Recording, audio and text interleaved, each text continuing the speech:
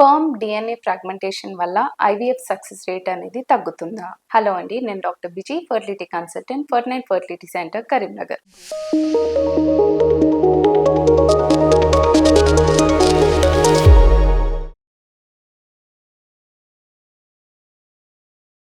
So sperm DNA fragmentation అంటే స్పర్మ్లో ఉన్న డిఎన్ఏ బ్రేక్ అవ్వడం కానీ డ్యామేజ్ అవ్వడం కానీ దీన్ని ఫ్రాగ్మెంటేషన్ అని చెప్తాం.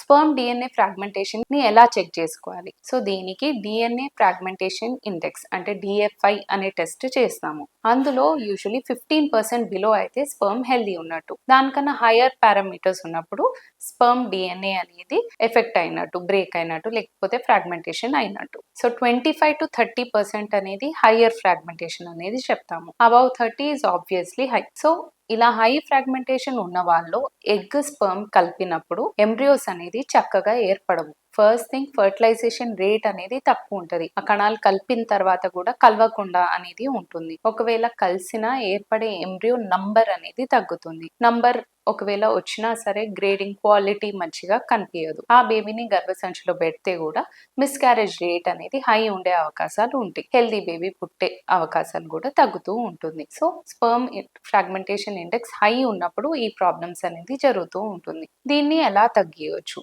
So lifestyle modification, diet correct గా తీసుకోవడం, ఆల్కహాల్, స్మోకింగ్ ఇలాంటి అలవాట్లు ఏమైనా ఉంటే తగ్గియడము, యాంటీ ఆక్సిడెంట్స్ తీసుకోవడము, యాంటీ ఆక్సిడెంట్ రిచ్ ఫుడ్ తీసుకోవడం, సో బెర్రీస్, నట్స్, సీడ్స్ ఇట్లాంటివి ఎక్కువ ఇంక్లూడ్ చేయడం డైట్ లో, యోగా, ఎక్సర్సైజ్, మెడిటేషన్ ఇట్లాంటివి ఏమైనా ఉంటే చేసుకోవడము, స్ట్రెస్ తగ్గియడము, చక్కగా నిద్రపోవడము, ఇలాంటివి లైఫ్ స్టైల్ ఫ్యాక్టర్స్ లో కాన్సన్ట్రేట్ చేస్తే స్పర్మ్ ఫ్రాగ్మెంటేషన్ అనేది తగ్గియొచ్చు. అలాగే when you go for IVF, ఒకవేళ ఐవీఎఫ్కి వెళ్ళినట్టయితే ఇక్సీ ప్రాసెస్కి వెళ్ళినప్పుడు నంబర్ కానీ క్వాలిటీ ఆఫ్ ద ఎంబ్రియోలో కానీ ఎఫెక్ట్ అనేది తక్కువ ఉంటుంది. ఏమైనా ఇన్ఫెక్షన్ ఉంటే దానికి ట్రీట్మెంట్ తీసుకోవడము, వారికోసీల్ ఏమైనా ఉందా లేదా అని ముందే చెకప్ చేసుకోవడము, ఇవన్నీ చేసుకోవడం ద్వారా కూడా ఫ్రాగ్మెంటేషన్ ఇండెక్స్ ని కొంచెం వరకు తగ్గియొచ్చు. అలాగే ప్రతి స్పర్మ్ లో ఒకవేళ ఫ్రాగ్మెంటేషన్ ఇండెక్స్ ఎక్కువ ఉంది, ప్రతి పర్సన్ లో ఇలా జరుగుతుందా? అట్లా ఛాన్స్ లేదండి. ఎందుకు అంటే ఎగ్ లో డిఎన్ఏని రిపేర్ చేసే కొన్ని ఎంజైమ్స్ ఉంటాయి. సో లైగేజ్, పాలిమరేజ్ లాంటి ఎంజైమ్స్ ఉండడం వల్ల